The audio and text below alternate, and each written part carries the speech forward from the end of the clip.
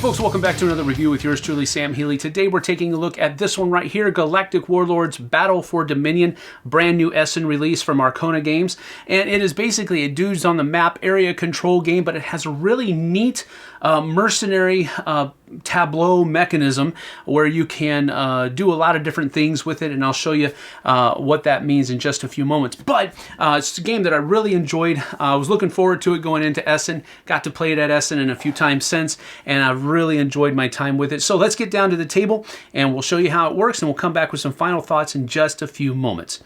Let's hit it.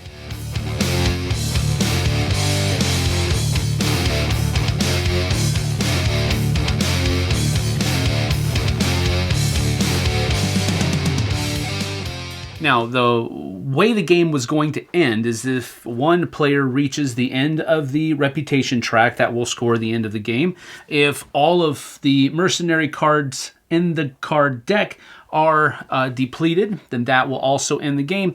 Or if one person is able to play 4 of one specific kind of mercenary, then that will trigger the end of the game as well. During the course of the game, you're going to be getting power or points based upon certain parts of the reputation track, but you can choose between these. You don't have to take power.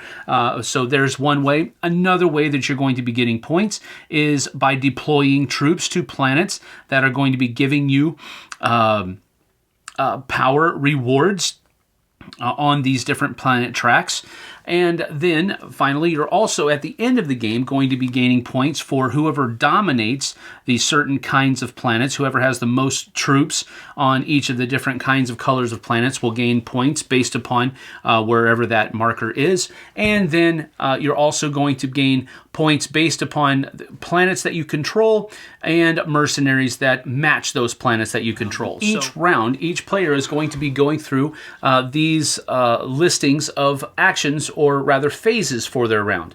The first phase is the recovery phase, which is where you're going to be taking your troops and moving them along the path, following the different arrows as they go toward the launch pad. Once they reach the launch pad, they'll be able to be placed out onto the board. After the recovery phase, you're going to be going to the recall phase. Now, the recall phase is where, let's say if I had 2 guys out here on this planet and I only wanted to leave one out there, I could, during the recall phase, simply take him back into my launch pad so I can place him somewhere else later on in my turn. After the recall phase, I'd be able to go to the move ship phase. Now, move ships is, generally speaking, you can move from one area to an adjacent area. There is another way for you to move your ship further than that during the recon action, but we'll get to that in a little bit. So when you move your ship, if you move into a sector that has unexplored planets in it, you'll flip those planets over like so.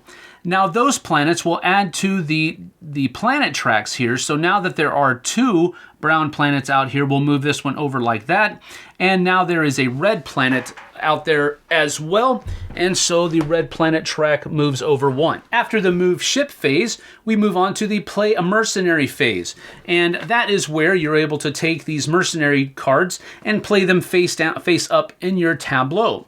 Now, the anatomy of a mercenary card are, first of all, up here you'll see that he has a planet affiliation. Well, this particular mercenary doesn't have a planet affiliation, but this one does. This one is affiliated with the white planets. This one's affiliated with red planets. Now, on top of that, there are these actions that this mercenary will allow you to carry out during your actions phase. Additionally, these are the 2 skills that this mercenary carries with it. And then finally, down here at the bottom, this is how many troops you'll be able to add to your launch pad in order to use during your actions phase. So if I choose to play Vedig and Waka down into my tableau, then he will be able to give me the ability to use these actions in my actions phase, which is the next action that's coming up here. But before we go to that, we do get to add 3 troops to our launch pad so that we can use them during the course of this turn. Now, during your actions phase, there are a number of different actions that you have available to you. This one right here is the deploy action. It is a full circle that is filled in. There's also an empty circle that has the dotted lines around it. Deploy with the full circle means that you can initiate an invasion of a planet that's owned by somebody else, but if it is an empty circle, you can only deploy, not invade. Furthermore, you could assassinate. Now, assassinate is where you're going to be taking a wound marker and placing it on an unguarded mercenary in somebody else's tableau. Or if a guard is present on a mercenary, you can assassinate that guard instead. In order to do that, though, you have to use an infantry member from your launch pad and move him back to your mission. So if you choose to assassinate, you'll have to use one of your guys, move him back to the mission's spot, and then you can carry out the action. Subterfuge is where you're going to be choosing an opponent and taking one of their mercenary cards at random. Then you can either keep the card and give them a replacement from your hand, or you can simply play one of the actions on the mercenary card and then give it back to them. You can also use Bombard, which is where you're going to be killing an opposing infantry unit on a planet, or if you use an infantry and move him back, you'll be able to kill an infantry, or if you use one of your aircraft and move them back to missions, you'll be able to kill an infantry and then roll some dice and possibly kill more infantry on that planet. Then there is a support action where you can draw a support card, which are these yellow ones right here. Now the support cards are basically represent rogue factions or mercenaries that are simply trying to help you out in some way, shape, or form. And you can play these support cards at any point during your turn. Next, you can do a recon action, which I referenced earlier when I was talking about moving your ship. And recon actions is where you're going to be able to use one of these 3 tokens. And these 3 tokens, you will simply place them in a sector with unrevealed planets. So for example, I could place that over here like this. And then on my next turn, during my move ship phase, I'd be able to move to that sector and then flip over those planets and then choose which one. So I have just a regular deploy only, but the other 2 tokens that I have here is another deploy only or a regular deploy, which I could also use as an invasion. Those are all the actions that are available to you during the actions phase. However, the only ones that you're able to actually initiate are the ones that are on your mercenary card that you play during the play mercenary phase. Now, before we move on to anything else, I did want to mention that we do have to keep track of the reputation track over here. Now, when I played this recon action that allowed me to place this token out here, that is a requirement for moving one on this track. So when I performed that recon action, I could have moved this guy over and either gotten +1 troop into my launch pad or +2 power on the board. And before we move on, I just wanted to show how a combat round works. Now, the combat round does come with a battle chart in the book. And the battle chart basically tells you how many dice and what kinds of dice and some special abilities that these different kinds of units will have. For example, the tank has heavy siege, in that while they are invading, they unlock another face of the die that counts as a hit. The airships can, when they're deploying, you can deploy them anywhere. During the middle of a battle, you can evacuate, and there's also you can re-roll 1 die because of air support in phase 3 of a battle. So there are a lot of different things going on here. This is just going to be a very basic battle. Because I have at least 2 guys here, that's going to give me 2 dice in attacking. And because I have 1 tank, he's going to give me a 3rd die, and he's going to unlock these extra hit faces. Now in defense, the tanks will give you 2 dice, and since there's only 1 guy here, he'll give you 1 die as well. So the yellow force here is going to be rolling the same number of dice, which is the maximum number of dice you can roll in a combat, but they're not going to be scoring hits if these red faces show up, whereas the green force will. So the green force, as the invader, will take their dice and roll, and they got 3 hits, which is going to wipe out all 3 of the yellow forces. But it's simultaneous combat, so yellow is going to be able to roll as well.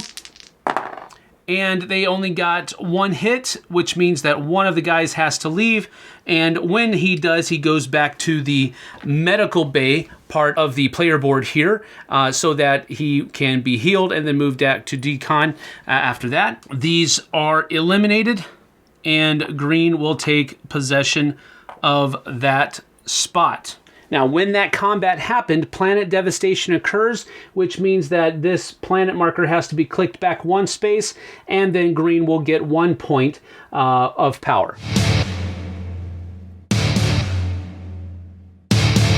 So that's about it for Galactic Warlords Battle for Dominion. Now, I didn't show you absolutely everything that's in the game. For example, there are these objective cards that you can go through and use to get more power throughout the course of the game. If you achieve this objective, then you play it down and you score the rewards, and then you grab another objective card to try to get that one done before the end of the game as well. So there's that. There's also a solo variant where you're basically trying to quell a rebellion in the galaxy. So that's a pretty interesting thing as well. But there's a lot of stuff going on. I didn't show you how every single action works out, but I did at least explain what each action does. So hopefully you get the idea that it's simple to play, but there is a lot to think about through the course of your turn. Now, one of my first pros of the game is the artwork that's on the mercenary cards, and I also like the graphic design of the board and of the different planets and that type of stuff as well. Now, the planets, I understand what you might be saying right now. They're just orbs of